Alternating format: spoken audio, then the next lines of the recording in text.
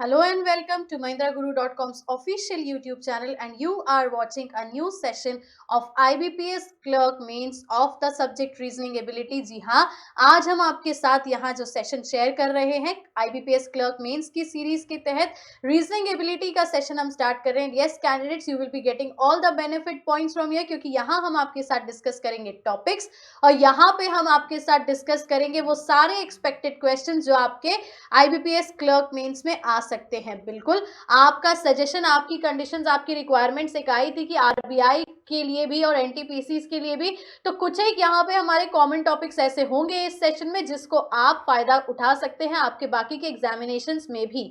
बिल्कुल, तो सेशन हम स्टार्ट करेंगे अपना, ज्यादा देर नहीं लगाएंगे। But yes, do not forget the subscription of our YouTube channel, क्योंकि अगर अभी तक आपने हमारा चैनल सब्सक्राइब नहीं किया है तो जल्दी से सब्सक्रिप्शन बटन पे क्लिक करके हमारे सब्सक्राइब व्यूअर आप बन सकते हैं। इसी के अलावा आप महिंद्रास का ऐप डाउनलोड कर सकते हैं एंड्रॉइड प्ले स्टोर से, क्योंकि उसके साथ ही आपको सारी नोटिफिकेशंस अपने सेल फोन में 24/7 मिल सकेंगे। तो let's start with the session, ज्यादा टाइम नहीं लगाएंगे और देखेंगे कि आज हमने आपके लिए IBPS clerk mains reasoning ability की सीरीज में किस टॉपिक को लिया है। तो the topic which I have taken today for you all is sitting arrangement. आज हम जो आपके साथ डिस्कस करेंगे, जो क्वेश्चन शेयर आउट करेंगे, वो होगा किसका?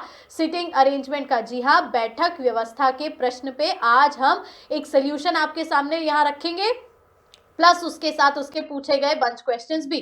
तो here is the sitting arrangement topic for IBPS clerk mains preparations. तो जल्दी से चलते हैं क्वेश्चन की तरफ, जल्दी से चलते हैं बंच की तरफ और देखते हैं कि हमारे सामने ये जो क्वेश्चन है, the question which have arrived in front of you all on the screen, क्या कह रहा है और किस तरीके से इस पे हमें स्टार्ट करना है।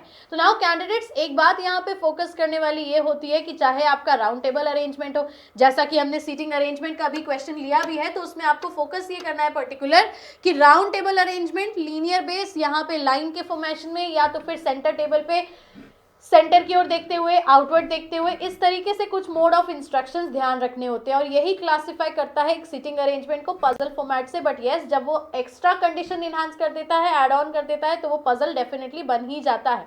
अब यहाँ पे बात हो रही है आपके 8 फ्रेंड्स के कंडीशन पोजिशनिंग की, और सबसे इंपॉर्टेंट बात, अगर आपको क्वेश्चन में यहाँ साफ साफ दिख रही हो तो clearly it has been mentioned कि they are sitting around a circular table but not facing the centre. मतलब सीधा हुआ कि वो एक राउंड टेबल पे तो बैठे हैं, 8 लोगों का अरेंजमेंट है, और जैसा कि हम कहते भी हैं कि as you start reading the question you have to focus upon its arrangement. तो हम साइड बाय साइड इसका अरेंजमेंट भी कर सकते हैं, और हमें पता है कि they are not facing the centre, that means they are facing outside the centre. तो इतना तो हमारा एक कंसेप्ट क्लियर हो गया, राइट। सेकेंड थिंग, अगर हम इसके आगे बात करें तो होता यह है कि each of them has a different rank in a final semester examination with 1st to 8। That means अब यहाँ बात वही हो रही है कि आपका हर किसी का जो है एक एग्जाम रैंक की बात है, तो 1st से लेके 8 तक सबके रैंक्स डिफरेंट है। तो ये आपको यहाँ ध्यान रखना है, 8 पर्सन्स का अरेंजमेंट इन अ सर्कुलर टेबल फेसिंग आउटसाइड, और उसके बाद बात हो रही है किस चीज की, कि जो 1st से लेके 8 तक उसकी रैंकिंग है, but not necessarily in the same order. That means ऐसा नहीं है कि P का फर्स्ट है, Q का सेकेंड है और इस तरीके से। तो आपको पर्टिकुलर यही बातें ध्यान रखनी है कि जो भी कंडीशंस दी जाती हैं, जैसी भी कंडीशंस दी जाती है, उसको लुक अपॉन करके आगे की प्रोसीडिंग्स लेनी है।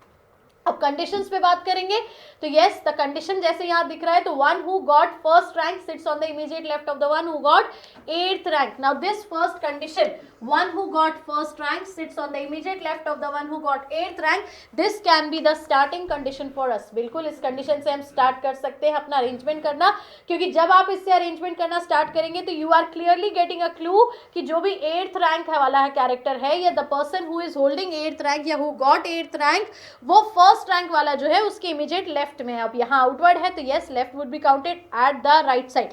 तो अगर स्टार्ट हम करें और हम यहाँ सबसे पहले बोले कि चलिए हमने 8th पोजीशन वाले कैंडिडेट को, कैरेक्टर को यहाँ पुट आउट कर दिया, क्योंकि as always I have said कि सेंटर फेसिंग का हो चाहे आउटवर्ड फेसिंग का हो, राउंड टेबल में जब भी अरेंजमेंट होता है आप हमेशा स्टार्ट कर सकते हैं इस सेंटर पोजीशन से या इस पर्टिकुलर पोजीशन से। क्यों? क्योंकि यहाँ से लेफ्ट और राइट काउंटिंग थोड़ी सी ईजी हो जाती है। It makes an easy step to proceed with the left count and right count. तो इसी के साथ आगे अगर हम देखें तो जो कंडीशन था कि one who got first rank on the seats on the immediate left, तो बिल्कुल अब 8th का लेफ्ट जो है वो हमारे राइट हैंड साइड से काउंट होगा। तो here we would be placing what, first rank वाला कैरेक्टर। इतना प्लेस होने के बाद now we'll move to the next condition, जो कि कह रहा है V and T are not immediate neighbours. अब वी और टी एक दूसरे के इमीडिएट नेबर्स नहीं है, ये हमें पता चल गया। कैसे पता चल गया कि वी और डी साथ में नहीं बैठे। अब बोला जा रहा है कि ठीक है, इसको आप दिमाग में रखें, ध्यान से रखें, क्योंकि वी हैव टू रिमेंबर कि वी एंड टी कभी भी साथ में नहीं आएंगे। फिर बोला जा रहा है V who does not have fifth rank sits on the immediate right of W.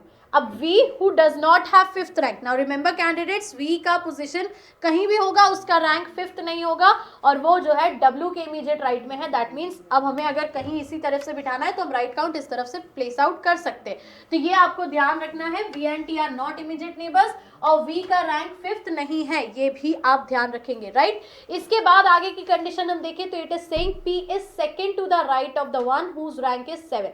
अब P जो है वो उस पर्टिकुलर इंसान के राइट में सेकंड है जिसका पोजीशन क्या है, जिसका रैंक क्या है, 7th, राइट। अब इसके बाद अगर हम बात कर रहे हैं तो ये भी आपको ध्यान रखना है, क्योंकि अभी हम इसको कहीं पे भी प्लेस आउट नहीं कर सकते। Now this is actually a complicated question, but yes complicated है, कंफ्यूजिंग है, बट बन सकता है। क्यों बन सकता है? क्योंकि अगर क्वेश्चन आपके सामने आया है तो definitely it has an arrangement, right. अब इसके आगे देखें, एस की जो रैंक है वो 6th और 7th नहीं है, ये याद रखना है। मतलब 2 पॉइंट्स हमें यहाँ फोकस करने थे, एक वी और टी को नेबर्स नहीं बनाना, दूसरा हमें ये याद रखना है कि एस की रैंक जो है ना ही 6th है ना ही 7th है। आगे प्रोसीड करेंगे तो there are 2 persons sitting between R and the one whose rank is 6th। अब यहाँ देखिए बात आगे, 2 पर्सन्स बिटवीन आर और 6th के बीच में, ठीक है। अब 2 पर्सन्स हो गए हमारे आर के और 6th के बीच में। अब देखिए थोड़ा सा हम नियर अबाउट जा रहे हैं उस कंडीशन के जिसको हम अगला प्लेस आउट कर सकते हैं। आगे बोला जा रहा है कि there is only 1 person between whose rank is 6th and 8th। तो 6th और 8th के बीच में सिर्फ एक इंसान के बैठने की बात है। Now in the arrangement part अगर हम देखें तो we have the 8th particular rank character, उसी के साथ हमें 6th को रखना है एक पोजीशन छोड़ के। तो हम क्या कर सकते हैं, 6th को यहाँ रख सकते हैं। बट यस आपका डाउट्स बिल्कुल यहाँ पे बनता है कि 6th इस पोजीशन पे भी तो आ सकता है, बट नहीं आएगा। क्यों नहीं आएगा वो भी हमें आगे पता चलेगा। अब आगे बोला है T and Q R immediate neighbours. तो जब बोल दिया T and Q R immediate neighbours तो बस मैटर ऑफ फैक्ट वही है। ऊपर ध्यान रखना था कि वी और टी एक दूसरे के नेबर नहीं है, फिर हमें ध्यान रखना है कि टी और क्यू एक दूसरे के नेबर है। अब जो इससे प्रीवियस कंडीशन एक हमने छोड़ी थी उसको हम यहाँ पे पिकअप करेंगे फॉर मेकिंग एन अरेंजमेंट, जिसमें बोला है there is only 1 person sitting between दो 6th एंड 8th से पहले वाली condition. Yes you are right, there are 2 person sitting between R and whose rank is 6th, R और 6th के बीच में। तो जब 6th यहाँ है हमारे पास तो हम पर्टिकुलर 2 कैरेक्टर्स के हिसाब से आर को यहाँ प्लेस आउट कर सकते हैं। और जब हम आर को यहाँ प्लेस आउट कर सकते हैं तो अब यहाँ आपको एक मैटर ऑफ फैक्ट निकल के आएगा आगे की कंडीशंस में, क्योंकि कहीं ना कहीं वहां पे अगर हम बात करें तो आपको पोजीशंस के अकॉर्डिंग बताया जा रहा है आर का रैंक। क्या बताया जा रहा है वो अभी हमें आगे पता चलेगा। One whose rank is 5th sits second to the right of U. अब यू कहाँ है ये तो हमें पता नहीं है, तो अभी हम उसको प्लेस आउट करेंगे भी नहीं, राइट। उसके बाद अगर हम आगे बात करें तो बोला जा रहा है डब्ल्यूज rank is neither first nor second, right with that. अब बोला है 5th का जो पोजीशन था वो आपको ध्यान रखना है किसके अकॉर्डिंग, यू के अकॉर्डिंग। तो जब हम 5th का पोजीशन यू के अकॉर्डिंग याद रखेंगे और उसी के बाद हम आगे बढ़ेंगे डब्ल्यू के रैंक की तरफ, जो कि ना ही फर्स्ट है ना ही सेकंड है, इसको भी हमें याद रखना है। But he is an immediate neighbour of one whose rank is 5th। तो जब डब्ल्यू की ही बात हो रही है यहाँ पे, यस डब्ल्यू की ही बात हो रही है और डब्ल्यू वाला जो है वो 5th का नेबर होगा। अब 5th कहाँ आएगा वो हमें थोड़ा ध्यान रखना है। एस की ही बात है तो एस का रैंक 6th नहीं हो सकता, 7th नहीं हो सकता। एस का रैंक आपका पर्टिकुलर 6th 7th नहीं हो सकता, ये दिया हुआ है कंडीशंस में। तो these all conditions are actually the one जिसको हमें थोड़ा ध्यान रखना है। डब्ल्यू फर्स्ट पे नहीं हो सकता, सेकंड पे नहीं हो सकता, बट यस डब्ल्यू जो होगा वो इमीडिएट नेबर होगा किसका, 5th रैंक वाले कैरेक्टर का। अब उसके बाद अगर हम बात करें तो the one whose rank is first can not sit with the person whose rank is 4th। तो 1 के आसपास 4th आ नहीं सकता, तो वो तो यहाँ प्रूव हो भी रहा है क्योंकि 1 के एक साइड में 6th है एंड 1 के दूसरे साइड में 8th है, राइट। आगे अगर हम देखें तो बोला क्या जा रहा है कि P and R whose rank is 3rd। अब ये कंडीशन थोड़ी सी यहाँ कॉन्ट्राडिक्ट कर सकती है। P and R whose rank is 3rd, तो this whose is used for R, right. P and R whose rank is 3rd में अब ये जो आपका हु यूज हो रहा है, हुज यूज हो रहा है, ये यूज हो रहा है R के लिए। तो जब ये यूज हो रहा है R के लिए तो definitely we'll go with this point कि R का रैंक जो है 3rd हो गया। और यहाँ देखिए हमारे पास R ऑलरेडी था तो we have placed its position 3rd। Can never sit together, ये बोला जा रहा है, मतलब पी जो है वो आर के साथ में नहीं आएगा। अब there are two persons between the person whose rank is 7th and 5th, अब 7th और 5th वाले के बीच में दो लोग बैठेंगे। तो अब यहां से आप स्टार्ट कर सकते हैं दोबारा बिठाना, क्योंकि अगर हम यहां देखें 7th और 5th के हिसाब से दो पर्सन्स की काउंटिंग है, तो बात ऑब्वियस सी है कि 1 2 3 4 ये सारी पोजीशंस फुल आउट है और यहाँ पे 7 तो आ नहीं सकता। तो 7th कहाँ आएगा आपका, इन्हीं कहीं पोजीशंस में से आएगा, और इन्हीं कहीं पोजीशंस में से भी कहाँ आएगा आपका पर्टिकुलर, या तो इस पोजीशन पे आएगा या तो इस पोजीशन पे आएगा। लेकिन वहीं हम अगर देखें तो आपका बोला जा रहा था कि P is second to the right of the person whose rank is 7th। अब आपको 7th को इस तरीके से बिठाना है कि आप उसके सेकेंड राइट में किसको बिठा सकते हैं, P को बिठा सकते हैं। तो मान लीजिए हमने 7th पोजीशन वाले को अगर इधर प्लेस आउट कर दिया, अब इधर क्यों नहीं किया, we'll come to that point, right, do not forget, अभी हम उस पॉइंट पे आएंगे कि हम 7th को वहां क्यों नहीं ले रहे। राइट काउंटिंग है तो नीचे की तरफ काउंट करेंगे तो फर्स्ट पोजीशन पे या फर्स्ट रैंक वाला P कैरेक्टर हमारा यहाँ हो जाएगा। अब जब बोला था कि there are two persons between the person whose rank is 7th and 5th, तो 7th यहाँ हो गया, ऑब्वियस सी बात है कि 5th आपका पोजीशन इस पोजीशन पे आ जाएगा। अब जब 5th इस पोजीशन पे आ जाएगा तो क्या बोला जा रहा था कि S का पोजीशन ना तो 6th है ना तो 7th है, राइट, S आपका ना ही 6th पोजीशन पे आएगा ना ही 7th पे आएगा। इसके अलावा आपको बीच में कंडीशंस दी हुई थी, V does not have 5th rank, sits on the immediate right of W। अब V भी जो है वो 6th रैंक पे, who does not have 5th rank, that means V आपका 5th रैंक इस पोजीशन पे नहीं आएगा। उसके बाद बोला जा रहा है कि seats on the immediate right of W, तो अब हमें W कुछ इस तरीके से प्लेस करना पड़ेगा कि उसके इमीडिएट राइट में आप किसको रख सके, V को रख सके। तो जब आप रख सकते हैं तो यस वी हैव एक यहाँ पे पोजीशन की W यहाँ रखा जाए, V यहाँ रखा जाए। अब जब W को यहाँ रखेंगे, V को यहाँ रखेंगे, T और Q को हमें साथ में बिठाना है और T और V को हमें साथ में नहीं बिठाना है। तो जब T और Q को साथ में बिठाना है, T और V को हमें साथ में नहीं बिठाना है, तो एक ही कंडीशन बनती है कि T को हम 6th रैंक पे रख देंगे और उसके बाद 7th रैंक पे आ जाएगा आपका कौन सा कैरेक्टर, Q। इतना हो गया। S बचा है। अब S जब बचा है तो S के लिए क्या बोला जा रहा था कि S का पोजीशन 6th नहीं है 7th नहीं है, तो ऑब्वियस सी बात है कि अब अगर हम यहाँ बात करें तो S की पोजीशन आपकी क्या हो सकती है, 5th हो सकती है। अब W की रैंक की भी बात आएगी तो यहाँ पे हमें W की रैंक के लिए जो कंडीशन हमने बीच में छोड़ी थी कि W's रैंक वाली, तो इन सारी कंडीशंस को हमें रीशफल करके ध्यान करना है और उस हिसाब से अगर हम देखेंगे तो yes we would be placing S at 5th rank position. और जब यहाँ पे ये हो जाएगा तो W की रैंक पोजीशन की बात है। अब रैंक देखिए आपके पास कितनी बची है, और रैंक के अलावा अगर अभी हम कैरेक्टर्स की बात करें तो clearly it is looking over here, P हो गया हमारा, Q हो गया, R हो गया, S हो गया, T हो गया, V हो गया, W हो गया, P Q R S T U V में से सिर्फ आपका U बचा है, तो डेफिनेटली 8th किसका हो जाएगा रैंक, U का हो जाएगा। तो according to the characters and rank, अभी हमने कैरेक्टर्स तो फिक्स आउट कर दिए। अब बात आती है आपकी किसकी, रिमेनिंग रैंक्स की। तो W के लिए यस, अब वो कंडीशन जो थी वो काम आएगी, क्योंकि हम देखें हमारे पास 2 रैंक बची हुई है, 2nd बचा है और 4th बचा है। और जब W के लिए बोला जा रहा है कि W's rank is neither first not second, तो फर्स्ट हो नहीं सकता क्योंकि फर्स्ट तो आपका P हो गया है, सेकेंड हो नहीं सकता और 2nd और 4th ही बचा है, तो बस W का रैंक क्या हो जाएगा हमारा, 4th हो जाएगा। और जब W का रैंक 4th हो जाएगा तो we would be counting at 2nd position. तो ये हमारा हो गया पूरा का पूरा arrangement complete with the characters and yes with its rank. थोड़ा सा यहाँ पे क्लमजी हो जाता है, थोड़ा सा यहाँ पे प्रॉब्लमैटिक हो जाता है, कॉम्प्लिकेट कर जाता है, because you have to take all the instructions, you have to take all the data, आगे पीछे लेना पड़ता है। और इस तरीके के candidates questions can arise in your examination. तो ये आपको यहाँ ध्यान रखना है थोड़ा सा, क्योंकि जब इस तरीके के क्वेश्चंस आपसे एग्जाम में पूछे जाएंगे और अरेंज कराए जाएंगे तो यही आपका थोड़ा टाइम कंज्यूमिंग हो जाता है। I have explained you all the arrangement part कि क्या इसका पर्टिकुलर अरेंजमेंट हो सकता है, क्या नहीं हो सकता है, which condition to be taken पहले, फिर उसको किसको बाद में लेना है। तो you have to focus upon all the conditions, right. इन्हीं सारी कंडीशंस को, अरेंजमेंट को साथ में लेते हुए now will look over to the bunch question जो हमसे यहाँ पूछा जा रहा है। और बंच क्वेश्चन की अगर हम यहाँ बात करेंगे तो साफ हमसे बोला जा रहा है कि what is the position of W with respect to the person whose rank is 6th। What is the position of W with respect to the person whose rank is 6th? तो यहाँ पे अब वही है, अरेंजमेंट आपके पास है, arrangement आपके सामने है। You can also answer this question, आप भी पर्टिकुलर यहाँ पे हमें आंसर करके बता सकते हैं कमेंट बॉक्स के थ्रू, डेफिनेटली यस, कि what is the position of W with respect to the person whose rank is 6th। 6th के अकॉर्डिंग उसका पोजीशन पूछा है, तो yes we have here 6th position.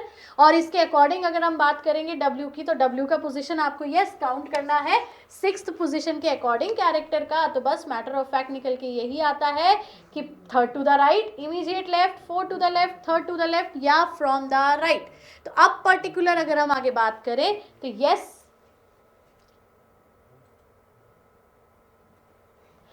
we will be continuing with the answer options, we will be continuing with the option particular कि क्या particular इसका answer हो सकता है। तो जल्दी से देखेंगे 6th पोजीशन के अकॉर्डिंग W का पोजीशन काउंट करना है, तो 6th पोजीशन के अकॉर्डिंग W का पोजीशन क्या हो सकता है, राइट काउंट हो सकता है, लेफ्ट काउंट हो सकता है। तो बिल्कुल अगर हम यहाँ से बात कर रहे हैं आउटवर्ड फेसिंग है ये characters, yes candidate do not forget सारे कैरेक्टर्स जो है वो आउटवर्ड फेसिंग है, और जब आउटवर्ड फेसिंग है तो ऊपर की तरफ काउंट करना मतलब लेफ्ट हैंड साइड। तो 1 2 3 we can say 3rd to the left, और 3rd टू द लेफ्ट के according we will go with what, option number 4। तो जब हम ऑप्शन नंबर 4 के साथ जाएंगे तो क्वेश्चन नंबर 1 का आंसर हो जाएगा आपका ऑप्शन नंबर 4, राइट। इसी के साथ अगर हम प्रोसीड करें अगले क्वेश्चन की तरफ, तो अगला क्वेश्चन भी आपके सामने इसी तरीके से स्क्रीन पे आएगा। So here is the next question, और आपसे पूछा है how many persons are there between R and Q, R और Q के बीच में कितने लोग हैं। तो we have R, we have Q, yes definitely. अगर हम देखें R यहाँ है, Q यहाँ है, so we just have to tell how many persons are there between R and Q। तो डेफिनेटली यस 8 पर्सन्स का अरेंजमेंट है, 1 2 3 from left side, 1 2 3 from right side, that means 3 persons. So we will go with what, option number 3। So how many persons are there between R and Q, answer is option number 3। If we look about the next question, the next question is asking who among the following sits second to the left of the one who sits opposite to the person whose rank is second। अब यहाँ question आपसे क्या पूछा है कि who among the following sits second to the left of the one who sits opposite the person whose rank is second। सीधी बात, second position वाला इंसान की बात हो रही है, यहाँ पे सेकेंड पोजीशन की बात हो रही है, that means we are talking about whom, V की बात हो रही है। तो बोला क्या जा रहा है, who among the following sits second to the left of the one who sits opposite to the person whose rank is second. तो सेकेंड वाले के ऑपोजिट की बात, अब हम इसको पीछे से कनेक्ट करेंगे, right. Who sits opposite to the person whose rank is second, तो सेकेंड के ऑपोजिट की बात होगी, सेकेंड के ऑपोजिट की बात होगी, that means we have to count from U. अब यू की बात हो रही है तो क्या बोला है, who among the following sits second to the left of the one. अब यू के लेफ्ट में सेकेंड, अब यू के लेफ्ट में सेकेंड, तो yes we will going again to this way, और यू के लेफ्ट में सेकेंड कौन बैठा है, तो आंसर इज टी। टी मतलब option number 1 would be the right answer for this particular question. तो ये आपको ध्यान रखना है candidates while solving the question, क्योंकि जब आप क्वेश्चन सॉल्व करते हैं, जब आप अरेंजमेंट बनाते हैं, तो वही बात आ जाती है यहाँ निकल के कि अरेंजमेंट तो हो जाता है, but yes we have to look upon the bunch question also. अगला क्वेश्चन अगर हम यहाँ देखें तो अगले क्वेश्चन में भी आपके सामने कुछ इसी तरीके से इंस्ट्रक्शंस आगे प्रोसीड फर्दर करके दिए हुए हैं। तो पूछा जा रहा है Who among the following sits third to the right of S? S के दाएं तीसरा कौन बैठा है, तो S के दाएं तीसरा कौन बैठा है, तो yes we are talking about this S। और राइट हैंड साइड की बात हुई तो now we have to move towards our left hand side, और इस तरफ से जब हम काउंट करेंगे तो who among the following sits third to the right of S, तो बिल्कुल 1 2 3, that means आंसर हो जाएगा हमारा क्या, Q। अब Q तो हो गया, पर यहाँ ऑप्शंस में देखिए आपके पास PQRST तो दिया ही नहीं हुआ है, आपको बोला है one whose rank is 5th, one whose rank is 6th, one whose rank is 7th, one whose rank is first, या none of these। तो इसके अकॉर्डिंग अगर हम बात करेंगे तो Q का रैंक हमारा आया था 7, तो we would be marking option number 3 as the right answer for this question, right. तो यहाँ थोड़ा सा एक ये भी एग्जाम में पैनिक पोजीशन हो जाता है कि हमने आंसर तो निकाल लिया बट ऑप्शन दूसरे तरीके के हैं, so you have to work upon these conditions, right. जल्दी से देखेंगे अगला क्वेश्चन, और अगले क्वेश्चन में हमसे पूछा जा रहा है यहाँ पे पर्टिकुलर अगर हम बात करें तो next question is asking What is the position of P with respect to V? P का पोजीशन V के रिस्पेक्ट में, P का पोजीशन V के रिस्पेक्ट में, तो yes again same thing, P है यहाँ हमारा, V है यहाँ हमारा, तो लेफ्ट साइड राइट साइड के हिसाब से अगर हम बात करें तो yes we will be working upon what, अगर हम इसको ऊपर से नीचे की तरफ काउंट कर रहे हैं दैट मीन्स हम राइट हैंड साइड काउंट कर रहे हैं, और जब हम राइट हैंड साइड काउंट कर रहे हैं तो 1 2 3 दैट मीन्स थर्ड राइट हो सकता है, और लेफ्ट हैंड साइड के साथ काउंट करें तो 1 2 3 4 5, फिफ्थ टू द लेफ्ट है, तो फिफ्थ टू द लेफ्ट तो हमें दिख नहीं रहा ऑप्शन में, तो definitely we will go with what 1 2 3, that is third to the right, so option number 2 would be the right answer for this question। इसी के साथ बढ़ेंगे आज के सेशन के बंच के आखिरी क्वेश्चन की तरफ और देखेंगे उसमें हमसे क्या पूछा जा रहा है। so yes this is the particular question, पूछा है which of the following statement is or are true, which of the following statement is or are true, that means कौन सा statement सत्य है, राइट। फर्स्ट ऑप्शन की अगर हम बात करें तो बोला है एस रैंक इज फोर्थ, तो क्या एस का रैंक फोर्थ है? नहीं, ये आपका सत्य या ट्रू पॉइंट नहीं है, राइट। सेकंड की अगर हम बात करें तो बोला है R is second to the right of one whose rank is sixth. अब आर जो है वो पर्टिकुलर सिक्स्थ वाले के राइट में सेकंड है, तो ये भी तो नहीं है सत्य। क्यों नहीं है सत्य? क्योंकि सिक्स्थ यहाँ है, आर यहाँ है, हमें साफ पता चल रहा है कि ये थर्ड पोजीशन पे, तो सेकंड ऑप्शन भी हमारा सत्य राइट नहीं है। Now if I talk about the third one, तो थर्ड में बोला जा रहा है one whose rank is 8 sit opposite of V, जिसका रैंक 8 है वो वी के ऑपोजिट है। Now this is the bang on option. क्यों? क्योंकि यहाँ पे ट्रू आपका हो रहा है ये स्टेटमेंट। क्यों हो रहा है? क्योंकि one whose rank is 8 sits opposite of V, तो वी हमारा इस पोजीशन पे है, 8 हमारा इस पोजीशन पे है जो कि यू का रैंक था, and they are sitting opposite to each other. तो बिल्कुल हम जाएंगे किसके साथ? ऑप्शन नंबर 3 के साथ कि one whose rank is 8 sits opposite to V. Fourth option है आपका नन इज ट्रू, तो ये तो हमारे अब किसी काम का ही नहीं है। और फिफ्थ ऑप्शन है one whose rank is 7 sit second to the right of P, तो ये भी गलत है क्योंकि वो सेकंड टू द लेफ्ट है, राइट। तो फिफ्थ वाला भी हमारे किसी काम का नहीं है। So we will be marking option number 3 for this question. तो ये था आपका पर्टिकुलर एक बंच का पूरा अगर हम क्वेश्चन की बात करें, अरेंजमेंट विद द रैंक्स। थोड़ा सा यस कॉम्प्लिकेटेड क्वेश्चन था, क्लमजी क्वेश्चन था, कंफ्यूजिंग क्वेश्चन था, टाइम टेकिंग क्वेश्चन था, but candidates you have to practice this kind of question या this type of questions to proceed further with your exam preparations। और हम यहाँ पे कोशिश करेंगे कुछ ऐसे कॉमन टॉपिक्स की या कुछ ऐसे कॉमन क्वेश्चंस लेने की जो आपके यस आरबीआई और बाकी के एग्जाम्स में भी हेल्प आउट कर सके, राइट। तो hope you have solve the question with me. Definitely आपने इस क्वेश्चन को सॉल्व कर पाए हो साइड बाय साइड, और आपको क्वेश्चन सॉल्व करने में कहीं भी प्रॉब्लम ना आई हो। इस वीडियो के साथ कमेंट जरूर कीजिएगा और बताइएगा कि आपको ये क्वेश्चन सॉल्व करते बना है या नहीं बना है। And yes, before switching off this video do not forget to like as well, and yes do share the question, क्योंकि अगर आपको लगता है कि इस तरीके के क्वेश्चंस आपके बैंकिंग में या किसी भी एग्जाम में हेल्प आउट कर सकते हैं, तो yes keep on sharing our videos also. Subscription card बचा है तो जल्दी से कर लीजिएगा वीडियो बंद करने से पहले।